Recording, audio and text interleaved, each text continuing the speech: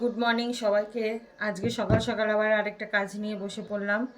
সেটা হচ্ছে এই যে বিয়ে বাড়িতে যেরকম আলু ভাজা হয় না, এই যে কারি পাতা বাদাম দিয়ে যে আলু ভাজে, আমিও ঠিক ওইভাবেই কাটছি, ওইভাবেই ভাজবো না, এটাকে আমি ভাবছি শুকিয়ে রাখবো এই চিপসের মতো। তাহলে যখন দরকার পড়বে ওটা শুধু তেলে ফ্রাই করলে হয়ে যাবে, কাটা ঠাটা আর ঝামেলা থাকবে না।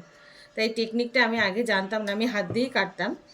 তা এখন শিখে গেছি। আমি ইউটিউবে এক জায়গায় দেখেছি, বানিয়েছে একজন, তো শিখে এখন ওরম করে করছি। এটা হচ্ছে স্ক্যাপারে, এই যে একটা ছোট আছে আর একটা বড় আছে খসার, এই যেটা বড় আছে ওটা দিয়ে কাটতে হবে। আর ওটা দিয়ে কাটলে দেখো কি সুন্দর লম্বা লম্বা হচ্ছে। এই দেখো, হাত দিয়েও করা যায়, হাত দিয়ে একটু টাইম লাগে এরকম ঝিরিঝিরি করতে, দেখো।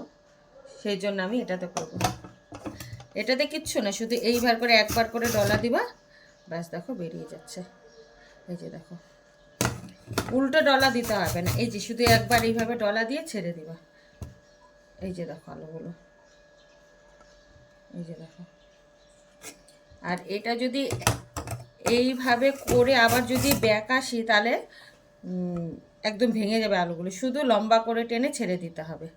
আমিও তাই করছি, দেখো। এই দেখো ছেড়ে দিলাম, আবার এই যে ছেড়ে দিলাম, এই যে দেখো হচ্ছে কি সুন্দর। এই যে দেখো আলুগুলো,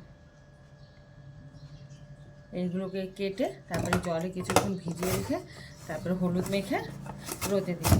আর যদি এমনি ভাজা খাওয়ার ইচ্ছা হয় তাহলে হলুদ লবণ মেখে ভাজা করলে, সাথে সাথে ভাজা করলেও হয়ে যাবে, টেস্ট হবে খেতে। তো চলো, টাটা।